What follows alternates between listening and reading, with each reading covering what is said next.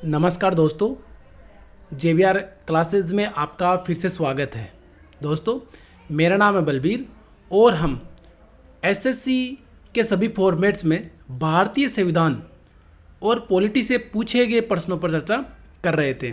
दोस्तों, अब तक हम 100 क्वेश्चन पर चर्चा कर चुके हैं, जो कि एसएससी के अब तक जो एग्ज़ाम हुए हैं उनमें बहुत ही महत्वपूर्ण रूप से वो क्वेश्चन पूछे गए हैं, जो कि रिपीटेड भी पूछे गए हैं। उनके बारे में हम चर्चा कर रहे हैं।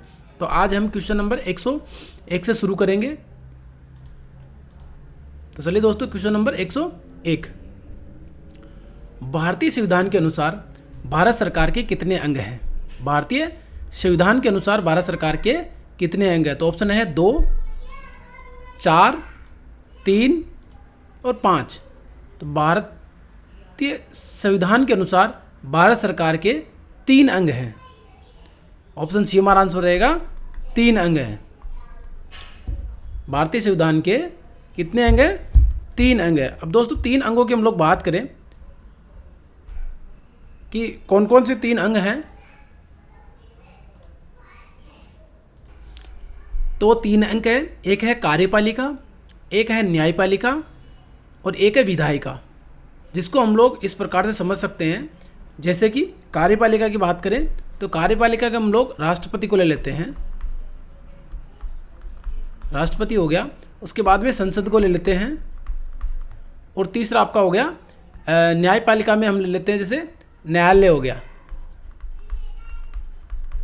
सर्वोच्च न्यायालय जिसकी बात करें। तो तीनों चीज़ें इसमें शामिल है, यानी कार्यपालिका, विधायिका और न्यायपालिका। नेक्स्ट है क्वेश्चन नंबर 102।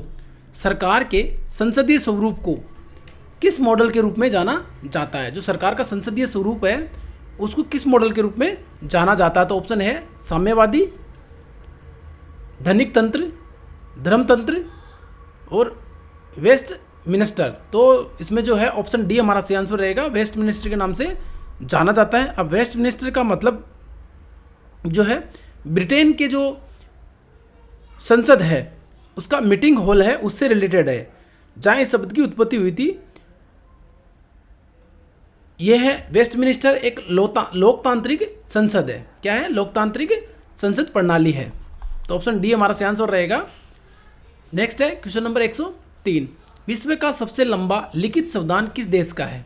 तो ऑप्शन ए है संयुक्त राज्य अमेरिका, नीदरलैंड, दक्षिण अफ्रीका, भारत। तो विश्व का सबसे लंबा लिखित संविधान भारत का है। तो ऑप्शन डी हमारा आंसर रहेगा, भारत। Option question number 104। विश्व का सबसे बड़ा लोकतंत्र कौन सा है? लोकतंत्र की बात हो रही है तो सबसे बड़ा लोकतंत्र कौन सा है? तो ऑप्शन ए है ब्राजील, बी है चीन, सी है भारत और डी है यूएसए। तो विश्व का सबसे बड़ा लोकतंत्र भी भारत ही है। नेक्स्ट है क्वेश्चन नंबर 105। मूल भारतीय संविधान को हस्तलिखित किसने किया था? यानी मूल भारतीय संविधान है उसको किसने लिखा था?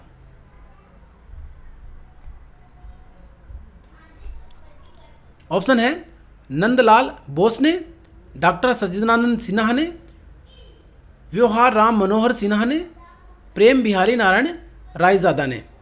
तो किसने लिखा था भारतीय संविधान को हस्तलिखित किसने किया था? तो प्रेम बिहारी नारायण रायजादा ने किया था। ऑप्शन डी हमारा सही आंसर रहेगा, प्रेम बिहारी नारायण रायजादा ने इसको लिखा था। नेक्स्ट है क्वेश्चन नंबर 106। आंध्र राज्य अधिनियम 1953 भारत सरकार के भाषाई राज्य का गठन किया गया था। तो ऑप्शन ए है तृतीय, चतुर्थ, प्रथम और द्वितीय। यानी क्वेश्चन पूछ रहा है कि आंध्र प्रदेश का जो राज्य था अधिनियम 1953 में लाया गया था, वो भारत के भाषाई राज्य का गठन यानी भाषाई आधार पर राज्य का गठन किया गया था, वो कौन सा था? मतलब पहला था, दूसरा था, तीसरा था और चौथा था। तो 4 ऑप्शन हमारे पास में। तो कौन सा था? ये प्रथम था, पहला राज्य था, भाषाई आधार पर अलग होने वाला आंध्र पहला राज्य था। सॉरी दोस्तों, क्वेश्चन नंबर 107। निम्नलिखित में से कौन सी एक संघीय सरकार की विशेषता नहीं है? यानी इनमें से संघीय सरकार की विशेषता कौन सी नहीं है? तो ऑप्शन है एक सदनीय विधायिका, संविधान की सर्वोच्चता, दोहरी सरकार और लिखित संविधान।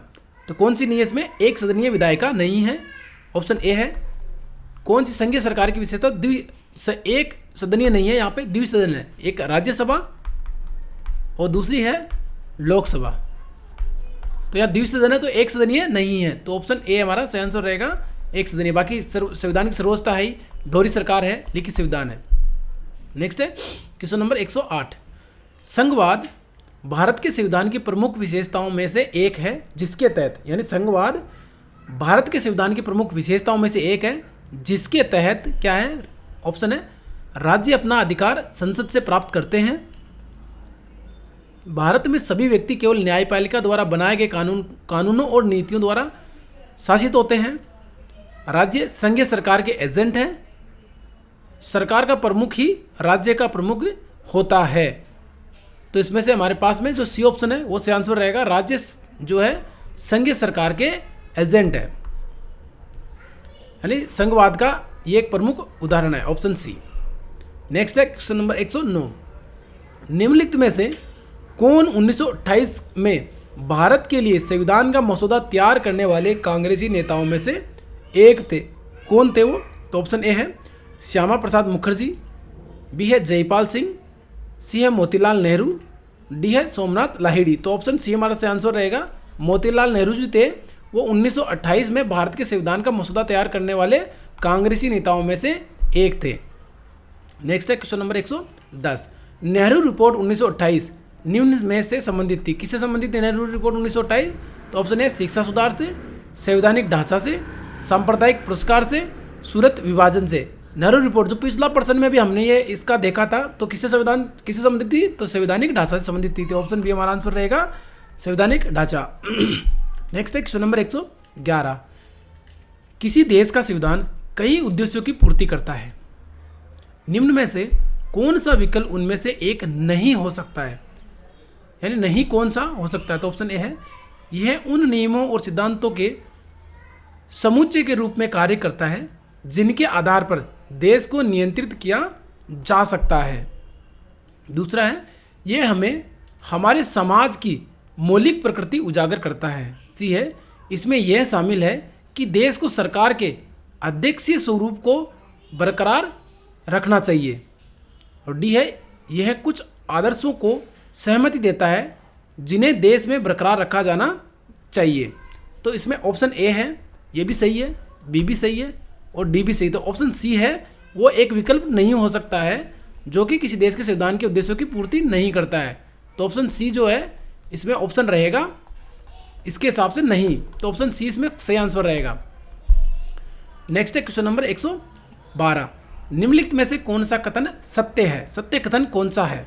तो ऑप्शन ए है भारत का संविधान अंग्रेजी और हिंदी में हाथों से लिखा गया था। बी है 11 दिसंबर 1946 को संविधान सभा ने डॉक्टर अंबेडकर को अपना स्थायी अध्यक्ष चुना। सी है हंटर कमीशन के तहत गठित एक संविधान सभा द्वारा भारत का संविधान बनाया गया था। ऑप्शन डी है 26 अगस्त को भारत के संविधान दिवस के रूप में मनाया जाता है। तो ऑप्शन जो है बी, सी और डी तीनों ही गलत है। तो इसमें सत्य कथन जो ए है, भारत के संविधान को जो है हिंदी और अंग्रेजी दोनों में जो है हाथों से लिखा गया है। नेक्स्ट है क्वेश्चन नंबर 113। अगस्त 1858 में ब्रिटिश संसद ने एक अधिनियम पारित किया जिसने कंपनी के शासन को समाप्त कर दिया। इसे कौन सा अधिनियम एक्ट कहा गया है? यानी 1858 में ब्रिटिश संसद ने एक एक्ट पारित किया था जिससे क्या था, जो BIC थी, ब्रिटिश ईस्ट इंडिया कंपनी, जो ब्रिटिश ईस्ट इंडिया कंपनी थी जिसके शासन को समाप्त करके सीधा ब्रिटिश ने अपने हाथों में ले लिया था। तो कौन सा एक्ट था? तो ऑप्शन ए है हमारे पास भारत सरकार अधिनियम, भारतीय न्यास अधिनियम, काजिश अधिनियम, फोर्ट विलियम एक्ट। तो ये कौन सा? भारत सरकार अधिनियम। ऑप्शन ए हमारा आंसर रहेगा, भारत सरकार अधिनियम। नेक्स्ट है क्वेश्चन नंबर 114। 1950 में भारतीय संविधान द्वारा देश को शासित करने वाले मौलिक दस्तावेज के रूप में किस अधिनियम को प्रस्तावित किया गया था? यानी 1950 में भारतीय संविधान द्वारा देश को शासित करने वाले मौलिक दस्तावेज के रूप में किस अधिनियम को प्रतिस्थापित किया गया था? यानी कि हमारा संविधान जब लागू हुआ था उससे पूर्व किस अधिनियम के तहत भारत का शासन चलाया जा रहा था, तो उसके स्थान पे जो है भारत के संविधान ने अपना स्थान लिया है। तो किसके स्थान पर जो प्रतिस्थापित हुआ था? तो ऑप्शन है विनिमय अधिनियम 1773, भारत सरकार अधिनियम 1935, मार्ले मिंटो अधिनियम, भारतीय परिषद अधिनियम 1861। तो इसमें जो है ऑप्शन बी हमारा सही आंसर रहेगा। भारत सरकार अधिनियम 1935 जो है इसके स्थान पर भारतीय संविधान ने जो है स्थान लिया है। नेक्स्ट है क्वेश्चन नंबर 115। 1776 में सर्वोच्च न्यायालय को किस शहर में फोर्ट विलियम में शीर्ष न्यायालय के रूप में स्थापित किया गया? यानी 1776 में सर्वोच्च न्यायालय को किस शहर में फोर्ट विलियम में शीर्ष न्यायालय के रूप में स्थापित किया गया था? तो ऑप्शन है हमारे पास में कोलकाता, दिल्ली, शिमला और मुंबई। तो ऑप्शन ए हमारा सही आंसर रहेगा। 1776 में भारत में पहली बार जो है कोलकाता में सर्वोच्च न्यायालय की स्थापना की गई थी। तो ऑप्शन ए हमारा सही आंसर रहेगा कोलकाता में। नेक्स्ट है क्वेश्चन नंबर 116। किस अधिनियम ने ईस्ट इंडिया कंपनी के सिविल सेवक की भर्ती के लिए आधार के रूप में खुली प्रतियोगिता की व्यवस्था लागू की, जिसका अर्थ कि भारतीय सिविल सेवा सबके लिए खुल गई है? तो कौन सा अधिनियम के तहत ऐसा हुआ था? तो ऑप्शन ए है 1853 का चार्टर एक्ट, 1858 का भारत सरकार अधिनियम, Pitt's India act, regulating act 1773। तो किसके तहत हुआ था? 1853 का चार्टर एक्ट के तहत ऐसा हुआ था, जिसके तहत में भारतीय सिविल सेवा सबके लिए खुल गई थी। तो ऑप्शन जो है ए हमारा सही आंसर रहेगा 1853 का चार्टर एक्ट। नेक्स्ट है क्वेश्चन नंबर 117। ग्रेट ब्रिटेन की संसद का कौन सा कानून भारत में ईस्ट इंडिया कंपनी के शासन की पूरी जांच और मरम्मत करने की ओर लक्षित था? कौन सा अधिनियम था? तो ग्रेट ब्रिटेन की संसद का जो कि ईस्ट इंडिया कंपनी के शासन की पूरी जांच और मरम्मत करने की ओर लक्षित करा गया था। तो ऑप्शन ए 1861 का भारत परिषद अधिनियम, बी है 1858 का भारत सरकार अधिनियम, सी है रेगुलेटिंग एक्ट 1773 और डी है पिट्स इंडिया एक्ट। तो इसमें सी आंसर रहेगा रेगुलेटिंग एक्ट 1773 जो था वो ग्रेट ब्रिटेन की संसद का एक ऐसा कानून था जो भारत में ईस्ट इंडिया कंपनी थी उसके शासन की पूरी जांच करना और उसकी मरम्मत करने के लिए जो है लक्षित किया गया था। Question number 118। 1773 के विनियमन अधिनियम के दोषों को दूर करने के लिए ब्रिटिश सरकार द्वारा पारित किया गया था कौन सा अधिनियम, जो ईस्ट इंडिया कंपनी अधिनियम 1784 से भी जाना जाता है? यानी 1773 की जो अधिनियम था उसकी खामियों को दूर करने के लिए 1784 में एक एक्ट पारित किया गया था, जिसको किस नाम से जाना जाता है? तो ऑप्शन ए है रेगुलेटिंग एक्ट 1773, 1861 का भारत परिषद अधिनियम, पिट्स इंडिया एक्ट 1784, 1858 का भारत सरकार अधिनियम। तो इसमें जो है पिट्स इंडिया एक्ट 1784 जो था ये जो है 1773 का जो रेगुलेटिंग एक्ट है उसकी कमियों को दूर करने के लिए ब्रिटिश संसद ने अधिनियम पारित करा था, पिट्स इंडिया एक्ट 1784। नेक्स्ट है क्वेश्चन नंबर 119। भारत सरकार अधिनियम 1919 23 दिसंबर 1919 को लागू हुआ। इस अधिनियम में रिपोर्ट में सिफारिश किए गए सुधारों को शामिल किया गया। यानी किन सुधारों को इसमें शामिल किया गया था? सिफारिश किए गए किन सुधारों को इसमें शामिल किया गया था? कौन से में? 1919 का जो था भारत सरकार अधिनियम या भारत शासन अधिनियम जिसको हम लोग बोलते हैं, में किन को शामिल किया गया था? एक चीज से मैं आपको और वाकिफ करा दूं, जो 1919 का जो भारत शासन अधिनियम था इसको दूसरे नाम से भी जानते थे, जिसको हम लोग मॉन्टेग्यू चेम्सफोर्ड अधिनियम के नाम से भी इसको जानते हैं। तो इसके ऑप्शन की बात करें तो ऑप्शन है कर्जन, मॉन्टेग्यू चेम्सफोर्ड, राष्ट्रीय योजना, मार्ले मिंटो। तो इसमें बी ऑप्शन जो है वो सही रहेगा, मॉन्टेग्यू चेम्सफोर्ड, जो कि हम लोगों को विदित है कि इसको हम लोग मॉन्टेग्यू चेम्सफोर्ड अधिनियम के नाम से भी इसको जानते हैं। तो ये यही बोल रहा है कि इस अधिनियम में रिपोर्ट में सिफारिश किए गए सुधारों को शामिल किस रिपोर्ट में, यहाँ है किसके द्वारा? रिपोर्ट में मॉन्टेग्यू चेम्सफोर्ड सिफारिश द्वारा सिफारिश किए गए सुधारों को शामिल किया गया है। तो ऑप्शन बी हमारा जो है सही आंसर रहेगा इसके अंदर। दोस्तों इसमें थोड़ा क्वेश्चन में जो है मिसप्रिंट हुआ है, यहाँ पे ब्लैंक आएगा। अधिनियम में खालिस्तान रिपोर्ट में सिफारिश किए गए सुधारों को शामिल किया गया था, तभी ये क्वेश्चन हमारा थोड़ा ऐसा हुआ है। तो इसको हम लोग जो है मानते हैं कि चेम्सफोर्ड जो है द्वारा सुधार जो सिफारिश की गई थी सुधारों को उसमें इसमें शामिल किया गया था। नेक्स्ट है क्वेश्चन नंबर 120।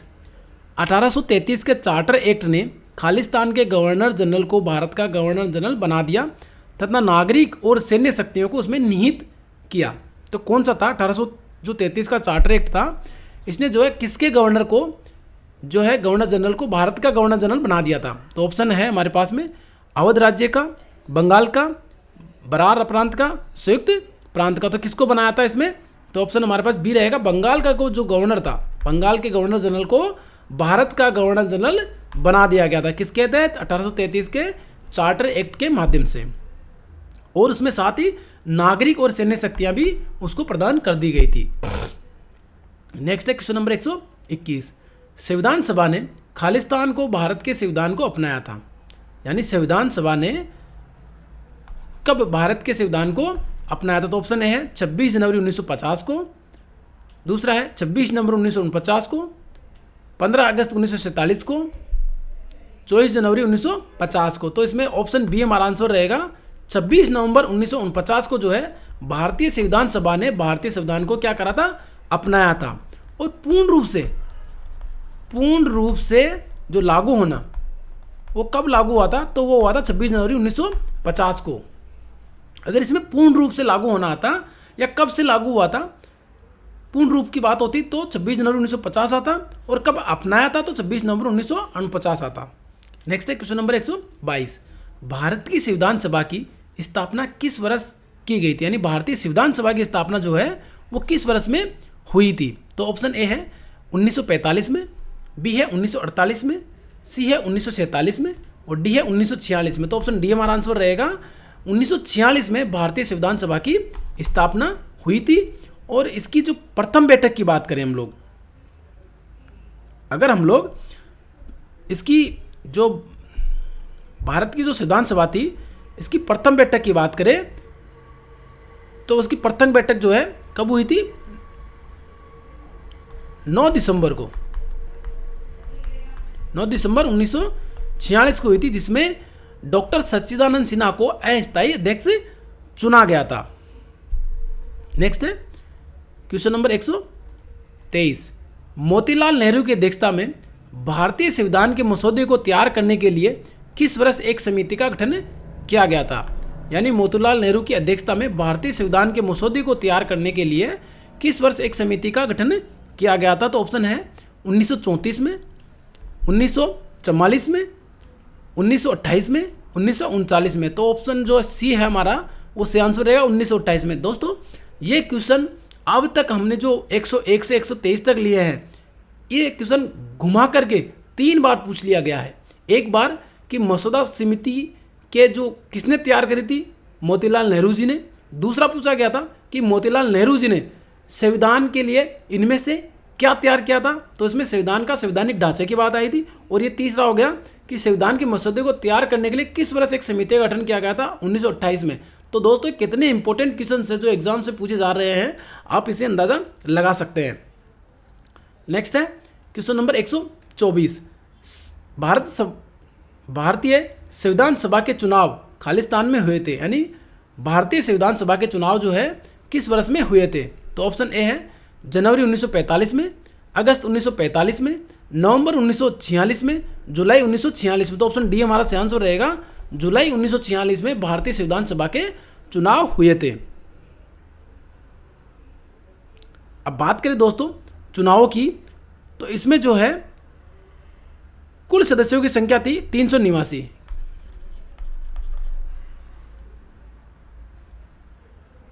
जिसमें 290 जो सदस्य थे वो ब्रिटिश प्रांतों के प्रतिनिधि थे, और 4 चीफ कमिश्नर थे। किसके थे? 4 जो थे वो चीफ कमिश्नर के सदस्य नियुक्त किए गए थे, एवं 93 सदस्य जो थे वो देसी रियासतों से थे। कहाँ से थे? देसी रियासतों से। नेक्स्ट है क्वेश्चन नंबर 125, संविधान सभा को अस्थायी संसद के रूप में किस वर्ष परिवर्तित किया गया था? यानी संविधान सभा को अस्थायी संसद के रूप में किस वर्ष परिवर्तित किया गया था? तो ऑप्शन ए है 1949 में, 1953 में, 1947 में, 1950 में। तो ऑप्शन डी हमारा आंसर रहेगा 1950 में।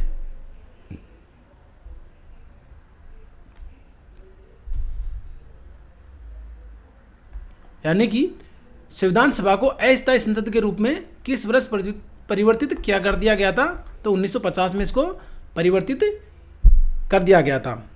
नेक्स्ट है क्वेश्चन नंबर 126, संविधान सभा के लगभग 300 सदस्यों ने भारत के संविधान को लिखने के लिए खालिस्तान तक समय समय पर बैठक की। यानी कब तक बैठक करी? तो ऑप्शन ए 3 वर्ष तक, 4 वर्ष तक, 5 वर्ष तक और 2 वर्ष तक। तो ऑप्शन ए हमारा आंसर रहेगा 3 वर्ष तक। इसकी हम लोग करेक्टता की बात करें तो इसमें 2 वर्ष 11 माह है और कितना टाइम? 18 दिन। 2 वर्ष 11 माह 18 दिन, यानी कि 3 वर्ष से मात्र और मात्र 12 दिन ही कम थे। तो इसका आइडिया है कि भारतीय संविधान सभा ने लगभग 300 सदस्यों ने भारत के संविधान को लिखने के लिए 3 वर्ष तक का समय, 3 वर्ष तक जो है समय समय पर बैठक करी थी। यानी 2 वर्ष 11 माह और 18 दिन तक कुल करेक्ट की बात करें तो। नेक्स्ट है क्वेश्चन नंबर 127, दिसंबर 1947 तक प्राप्त जानकारी के अनुसार भारत का संविधान लिखने वाली संविधान सभा में सदस्य थे। कितने सदस्य थे दिसंबर 1947 तक प्राप्त जानकारी के अनुसार? तो ऑप्शन ए है 230, 275, 299 और 245। तो ऑप्शन सी आंसर रहेगा 299 सदस्य थे। अब इसकी भी हम लोग बात करें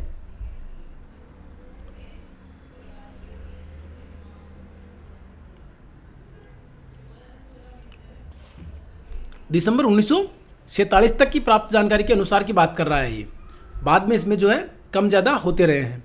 नेक्स्ट है क्वेश्चन नंबर 128, संविधान सभा की मसौदा समिति के अध्यक्ष कौन थे? यानी मसौदा ड्राफ्ट कमेटी थी, उसके अध्यक्ष कौन थे? तो ऑप्शन ए है राजेंद्र प्रसाद, बी है के.एम. मुंशी, सी है बी.आर. अम्बेडकर, डी है जवाहरलाल नेहरू। तो जो ड्राफ्ट कमेटी थी उसके अध्यक्ष की बात की जाए तो उसके अध्यक्ष कौन थे? तो ऑप्शन सी हमारा आंसर रहेगा बी.आर. अम्बेडकर जी जो थे वो मसौदा समिति के अध्यक्ष थे। अब बात करें अन्य जो समितियां थी उनकी एक बार प्रकाश डाल देता हूं मैं आपको, जिसमें आवास समिति थी उसके अध्यक्ष थे बी पट्टाभी सीताराम मैया, वित्त एवं स्टाफ समिति थी उसका था डॉक्टर राजेंद्र प्रसाद, संघीय संविधान समिति जवाहरलाल नेहरू, मसौदा समिति डॉक्टर भीमराव अंबेडकर, झंडा समिति डॉक्टर राजेंद्र प्रसाद, प्रांतीय संविधान समिति सरदार वल्लभ भाई पटेल, देशी रियासत समझौता समिति डॉक्टर राजेंद्र प्रसाद। बाकी और भी समितियां थी, आगे जैसे जैसे क्वेश्चन आएगा हम उनकी भी चर्चा कर लेंगे। तो नेक्स्ट क्वेश्चन की चर्चा करते हैं। क्वेश्चन नंबर 129, निर्वाचक कॉन्स्टिट्यूएंट भारत में पहली बार खालिस्तान में मिली थी। यानी कब मिली थी? भारत को निर्वाचक भारत में पहली बार कब मिली थी? तो ऑप्शन ए है 1948 में, 1946 में, 1947 में, 1945 में। तो कब मिला था? तो 1946 में मिला था। तो ऑप्शन जो हमारा बी आंसर है वो सही आंसर है 1946। यानी कि भारतीय संविधान जो सभा थी उसका निर्वाचन कब हुआ था? तो 1946 में हुआ था। तो ये उसी की बात कर रहा है। 1946 में पहली बार निर्वाचक भारत में पहली बार कब हुआ था? 1946 में हुआ था। नेक्स्ट है क्वेश्चन नंबर 130, सच्चिदानंद सिन्हा के स्थान पर भारत की संविधान सभा का अध्यक्ष कौन बना? यानी कि 9 दिसंबर 1946 को जो पहली बैठक हुई, पहली बैठक में संविधान सभा की जो पहली बैठक हुई थी उसमें डॉक्टर सच्चिदानंद सिन्हा को सबसे बुजुर्ग आदमी होने के कारण, सबसे सीनियर आदमी होने के कारण से इनको जो है अस्थायी अध्यक्ष चुना गया था। अब पूछ रहा है कि उसके स्थान पर किसे अध्यक्ष, कौन अध्यक्ष बना था? तो ऑप्शन है हमारे पास में मोहनदास करमचंद गांधी, पंडित जवाहरलाल नेहरू, सरदार वल्लभ भाई पटेल, डॉक्टर राजेंद्र प्रसाद। तो ऑप्शन डी हमारा आंसर रहेगा डॉक्टर राजेंद्र प्रसाद जी को जो है स्थायी अध्यक्ष चुना गया था। कब चुना गया था? 11 दिसंबर 1946 को। कब? 11 दिसंबर 1946 को। और 13 दिसंबर यानी 13 दिसंबर 1946 को क्या हुआ था? संविधान सभा की दूसरी बैठक हुई थी।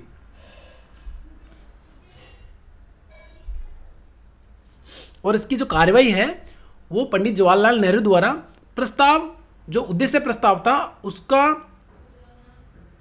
शुरू में, उसके साथ में प्रारंभ इसकी कार्रवाई हुई थी। नेक्स्ट है क्वेश्चन नंबर 131। भारत में सरकार का एक संसदीय स्वरूप है, यानी भारत में सरकार का एक संसदीय स्वरूप है जो खालिस्तान के संविधान से आहरित एक विशेषता है, यानी किस देश के संविधान से लिया गया है? तो ऑप्शन ए है ऑस्ट्रेलिया, बी है ब्रिटेन, सी है संयुक्त राज्य अमेरिका, डी है दक्षिण अफ्रीका। किसके संविधान से लिया गया है? तो ब्रिटेन के संविधान से लिया गया है, या जिसको हम लोग यूनाइटेड किंगडम भी बोलते हैं, यूके भी जिसको हम लोग बोलते हैं। नेक्स्ट है क्वेश्चन नंबर 132। भारतीय संविधान में द्विसदनीय प्रणाली किस देश से ली गई है? यानी द्विसदनीय, 2 सदन, एक राज्यसभा और दूसरी लोकसभा, वो किस देश से ली गई है? तो ऑप्शन ए है ऑस्ट्रेलिया से, बी है अमेरिका से, सी है आयरलैंड से, डी है यूनाइटेड किंगडम से। तो उसमें जो हमारा डी आंसर रहेगा ये सही है, यूनाइटेड किंगडम से।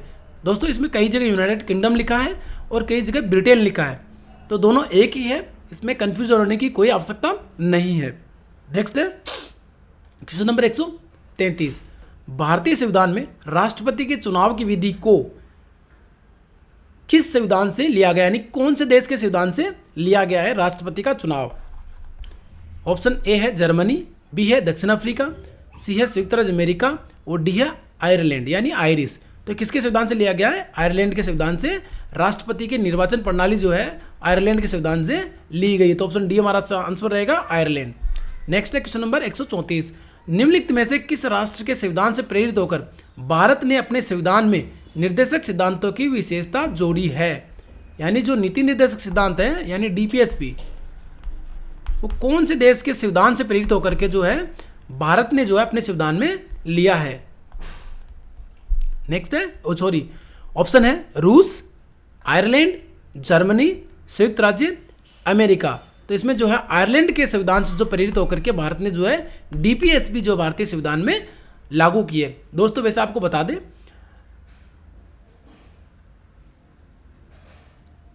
जो डीपीएसपी है ये अनुच्छेद 36 से लेकर के 51 तक भारत के संविधान में दिए गए हैं, जो कि वाद योग्य नहीं है, वाद योग्य नहीं है, यानी अर्थात इनको लागू करना या नहीं करना ये राज्य के ऊपर निर्भर करता है।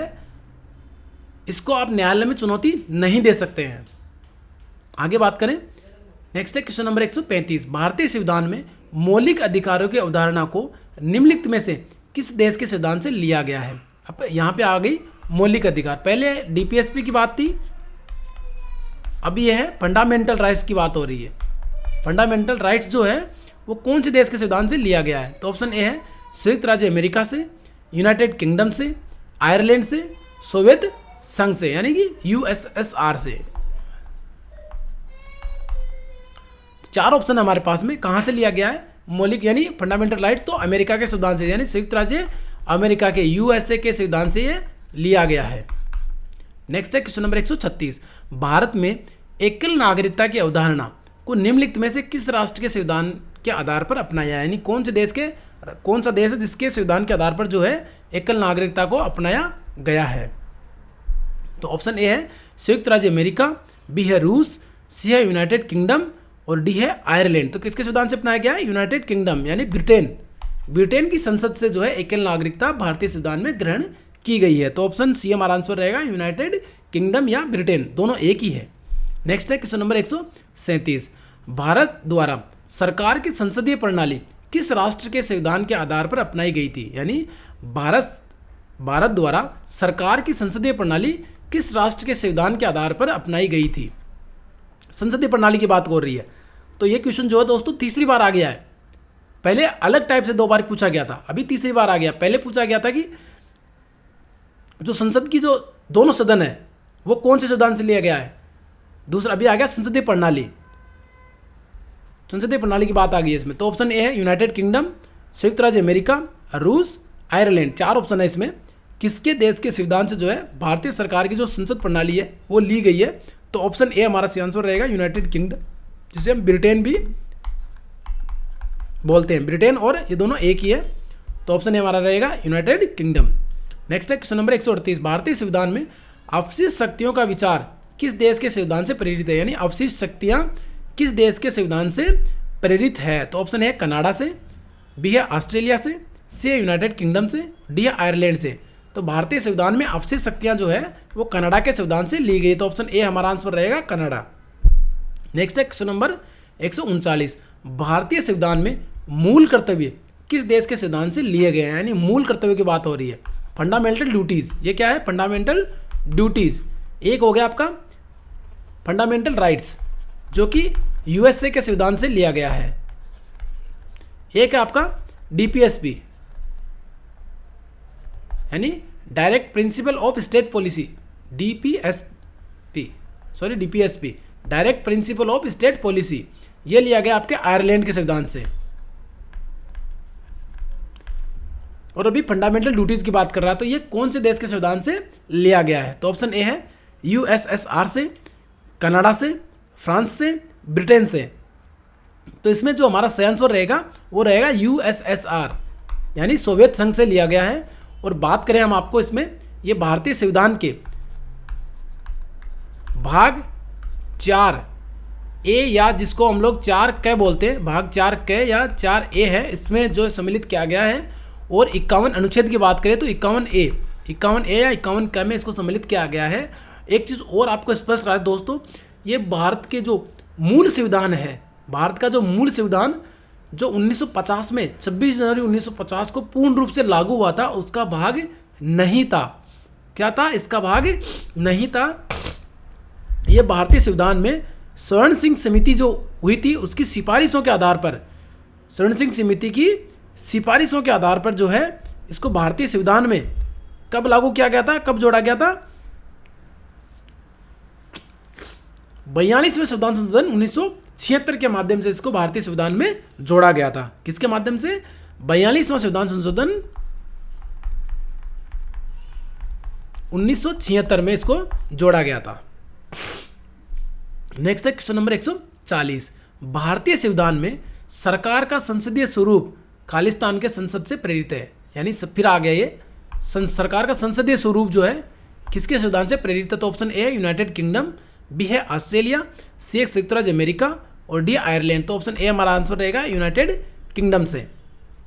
नेक्स्ट है क्वेश्चन नंबर 141, भारत के संविधान में व्यापार की स्वतंत्रता की अवधारणा को किस देश के संविधान से अपनाया गया? यानी व्यापार की स्वतंत्रता की अवधारणा को किस देश से अपनाया गया? तो ऑप्शन ए है यूनाइटेड किंगडम से, संयुक्त राज्य अमेरिका से, ऑस्ट्रेलिया से और आयरलैंड से। तो ऑप्शन सी हमारा आंसर रहेगा, ऑस्ट्रेलिया के संविधान से व्यापार की स्वतंत्रता की अवधारणा को अपनाया गया है।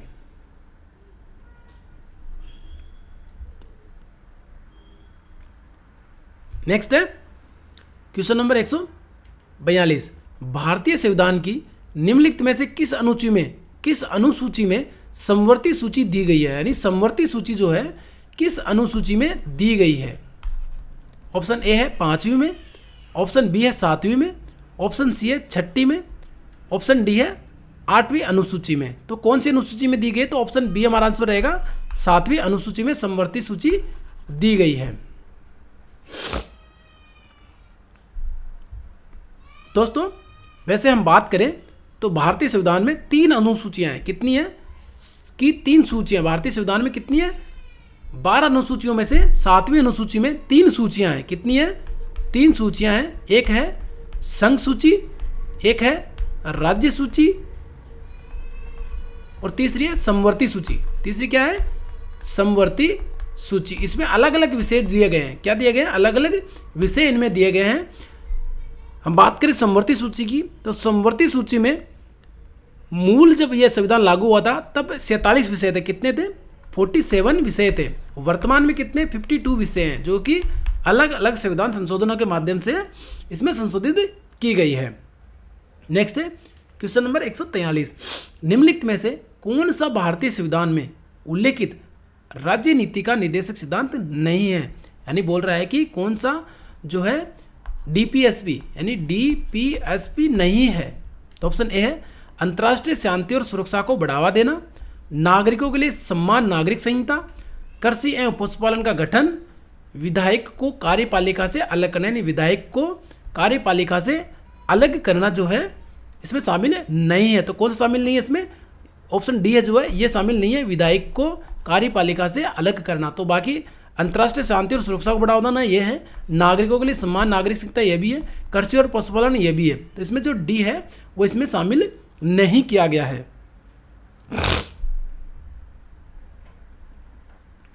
नेक्स्ट है क्वेश्चन नंबर 144, भारतीय संविधान का निम्नलिखित में से कौन सा भाग संघ और उसके राज्य क्षेत्रों में संबंधित है, यानी संघ और उसके राज्य क्षेत्रों से संबंधित कौन सा भाग है भारतीय संविधान का?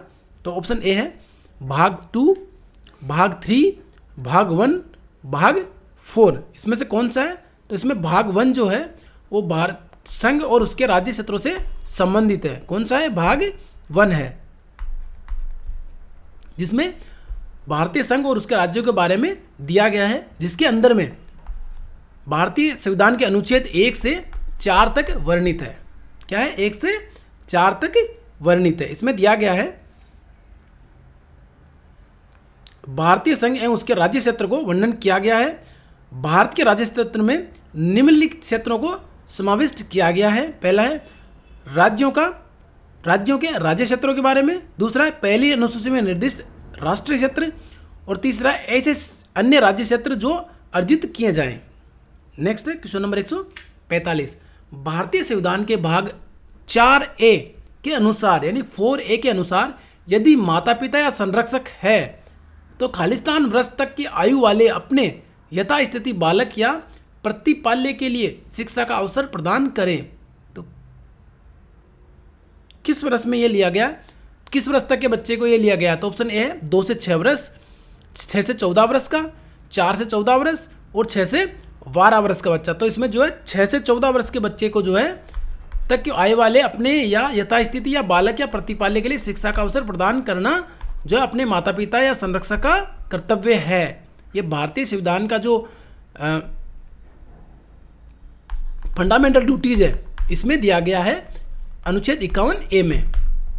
नेक्स्ट है क्वेश्चन नंबर 146, भारतीय संविधान के निम्नलिखित में से कौन से भाग का संबंध राज्य के नीति निर्देशक सिद्धांतों से है? यानी भारत के कौन से भाग का संबंध जो है direct principle of state policy से है, डीपीएसपी से संबंधित कौन सा है? नीति निर्देशक तत्वों से कौन सा भाग संबंधित है? तो ऑप्शन ए है भाग 2, भाग 4, भाग 3 और भाग 1।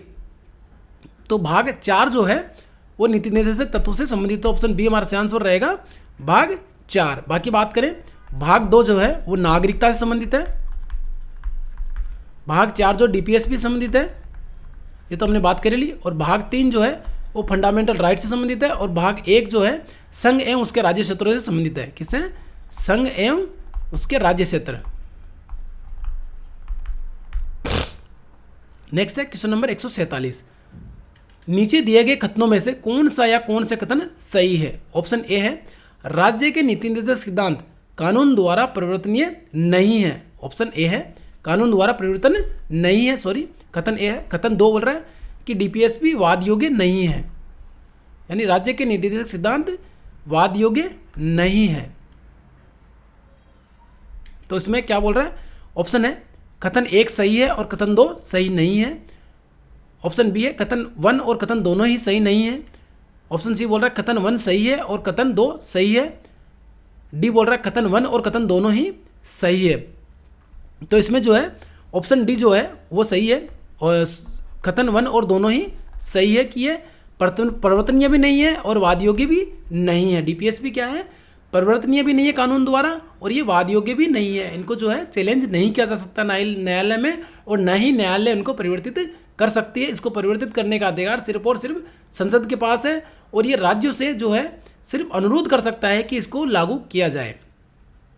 नेक्स्ट है क्वेश्चन नंबर 148, भारतीय संविधान का भाग 4A किससे संबंधित है? ये क्वेश्चन फिर से आ गया है। 4A किससे संबंधित है? तो ऑप्शन है मौलिक अधिकार से, बी है राज्य के नीति निर्देशक सिद्धांत से, सी है पुलिस का नैतिक कर्तव्य से, डी है मौलिक कर्तव्य से। तो ऑप्शन जो है डी रहेगा, मौलिक कर्तव्य से संबंधित है भाग 4A, यानी अनुच्छेद 51A की बात कर रहा है, जो कि 42वें संविधान संशोधन 1976 द्वारा भारतीय संविधान में शामिल किया गया था। नेक्स्ट है question number 149। Question number 149, Bharat के संविधान में कितनी अनुसूचियों का उल्लेख है, यानी भारतीय संविधान में कितनी अनुसूचियों का उल्लेख किया गया है। तो ऑप्शन ए है 23, ऑप्शन बी है 34, ऑप्शन सी है 12, ऑप्शन डी है 45। तो ऑप्शन जो सी हमारा सही आंसर रहेगा, 12 अनुसूचियों का उल्लेख किया गया है। अब बात करें भारत के मूल संविधान की, यानी मूल संविधान में 8 अनुसूचियां शामिल की गई थी। कितनी थी? 8 अनुसूचियां शामिल की गई थी। बाद में संविधान के विभिन्न संशोधनों के माध्यम से अनुसूची 9, 10, 11 और 12 4 अनुसूचियों को और शामिल किया गया और वर्तमान में भारतीय संविधान में 12 अनुसूचियों को शामिल किया गया है। अब बात करें नवीं अनुसूची की, तो इसको जो है 1951 में भारतीय संविधान में जोड़ा गया था, जो कि पहला संविधान संशोधन था। और ये अनुसूची जो है भूमि सुधार से, क्या है? भूमि सुधार। इसके अंदर कोई भी अगर कानून चला जाएगा, शामिल कर लिया जाएगा, तो वाद योग्य नहीं है, उसको आप चैलेंज नहीं कर सकते हैं। दूसरा है अनुसूची 10, ये दल बदल से संबंधित है। किससे है? दल बदल से। ये जो है भारतीय संविधान में 1985 में संविधान का 52वां संविधान संशोधन करके इसको शामिल किया गया था। 11वीं अनुसूची जो है इसको 1993 में 1993 में, और 12वीं अनुसूची इसको भी 1993 में। ये दोनों ही जो है लोकल बॉडीज से लोकल गवर्नमेंट से शामिल है, जिसमें नगर पालिकाएं और ग्राम पंचायत शामिल है। 11वीं में नगर पालिका, 11वीं में ग्राम पंचायतें और 12वीं में नगर पालिकाएं शामिल है। और ये संविधान संशोधन का ये 73, 11वीं अनुसूची जो है वो 73 और 12वीं अनुसूची 74वां संविधान संशोधनों के माध्यम से भारतीय संविधान में शामिल की गई है। नेक्स्ट है क्वेश्चन नंबर 50, नागरिकों के मूल अधिकार भारतीय संविधान के किस भाग में सम्मिलित किया गया है, यानी फंडामेंटल राइट्स जो है भारतीय संविधान के किस भाग में सम्मिलित किया गया है। तो ऑप्शन ए है भाग 3 में, ऑप्शन बी है भाग 1 में, ऑप्शन सी है भाग 4A में, ऑप्शन डी है भाग 7 में। तो दोस्तों इस क्वेश्चन की हम लोग बात करें तो भारतीय संविधान के जो फंडामेंटल राइट्स है वो भाग 3 में भारतीय संविधान के अनुच्छेद की बात करें तो अनुच्छेद 12 से लेकर के 35 तक शामिल किया गया है, यानी 12 से अनुच्छेद 35 तक इनको शामिल किया गया है। इसमें कुल 6 मौलिक अधिकारों का वर्णन किया गया है। कितने मौलिक अधिकार है? 6 मौलिक अधिकार है। उनका उल्लेख करें तो पहला है समानता या समता का अधिकार, जो कि अनुच्छेद 14 से 18 तक है। कहाँ है? अनुच्छेद 14 से 18 तक है समानता का अधिकार। दूसरा है स्वतंत्रता का अधिकार, जो कि अनुच्छेद 19 से अनुच्छेद 22 तक है। तीसरा है शोषण के विरुद्ध अधिकार, जो कि अनुच्छेद 23 और 24 में वर्णित है। और चौथा है धार्मिक स्वतंत्रता का अधिकार, जो कि अनुच्छेद 25 से 28 में सम्मिलित है। पांचवा है संस्कृति एवं शिक्षा संबंधी अधिकार, जो कि अनुच्छेद 29-30 में सम्मिलित है। छठा है संवैधानिक उपचारों का अधिकार, जो कि अनुच्छेद 32 में सम्मिलित है। दोस्तों आज के लिए इतना ही, फिर मिलेंगे ऐसे ही और भारतीय संविधान से जो पूछे गए क्वेश्चंस हैं उनको लेकर के।